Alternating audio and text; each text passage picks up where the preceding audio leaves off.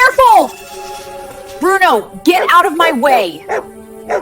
Everyone admired the bond between Sarah Whitman and her German shepherd, Bruno. He followed her everywhere, slept outside her bedroom door, and watched every move she made. "Look at him," a neighbor once said. "That dog would do anything for you." Sarah smiled. "He's just loyal." What no one realized was that Bruno wasn't watching for strangers. He was watching Sarah. The house was quiet most days. Emily, Sarah's 8-year-old daughter, barely spoke above a whisper.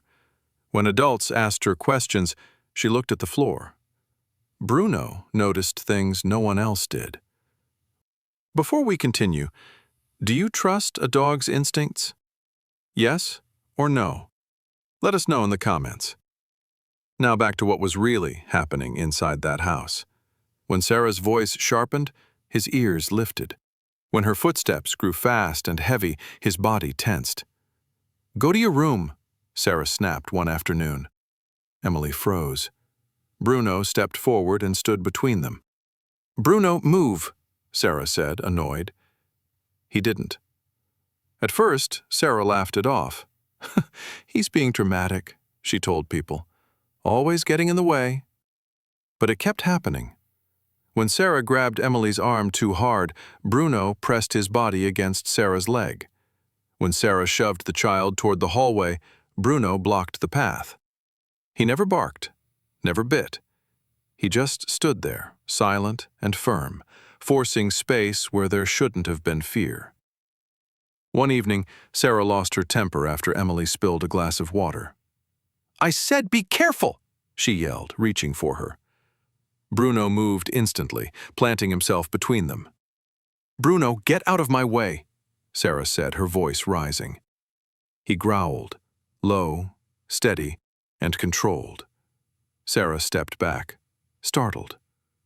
"What is wrong with you?" Bruno only intervened when her anger turned physical. Shouting alone didn't trigger him. Stress didn't either. What triggered him was when she grabbed, shoved, or struck Emily. That night, after another argument, Sarah grabbed her keys and headed for the front door. "I need air," she said angrily. Bruno reached the door first and blocked it. "Move," she snapped. He didn't budge. She tried to push past him. Bruno growled again, deeper this time, not threatening, just final. He wasn't stopping her from leaving. He was stopping her from coming back inside before she hurt Emily again. The next morning at school, Emily's teacher, Mrs. Carter, noticed bruises on her arm. What happened here, sweetheart? Bruno stands in front of me when Mom gets mad. Mrs. Carter paused. Why does he do that? So she can't hit me. That afternoon, Mrs. Carter made the call.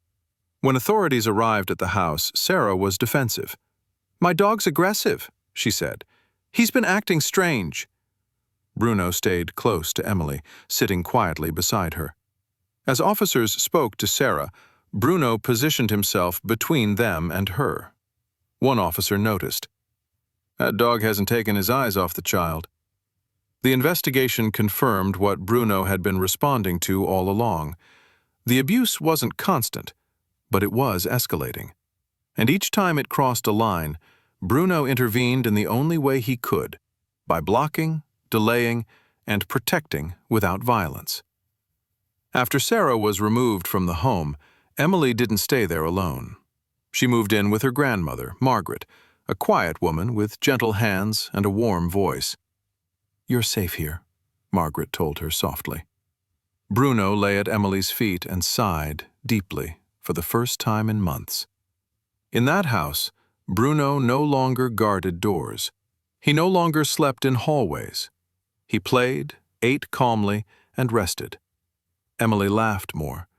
She slept through the night. Later, one officer summed it up simply. That dog didn't protect his owner. He protected the child from her. Because Bruno was never confused. He knew exactly who the danger was.